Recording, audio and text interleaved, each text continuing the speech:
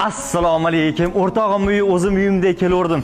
Mobil Lolo aytgan ekanki, onani peshonasidan o'ping, shunda sizni hayot peshonangizdan o'padi. Assalomu alaykum onajon. Alaykum assalom. Faqat qayermiga? Sonlaring yaxshimi? O? Qalaysan sen? O, kopda o'ynayapsan. Kel birga o'ynaymiz. O, Shu o'rtog'ing juda tarbiyali edi. Ha, bu farishtani o'zi. O'zingni o'rtog'ingni ham ko'ra olmaysanmi? Mantiqosqoq. ona Nadar Gumbadze aytgan, onani uyida o't o'sgan bo'lsa, o'tni yulib tashlang degan. Qarang buni. Bu yerlarni qarang. O'rtog'ing ham maladesda, ish buyurmasa ham o'zi qilib ketaveradi. Ha, qilib ketaveradi. Bu iflos uyda bitta ham ish qilmaydi, bilasizmi shuni?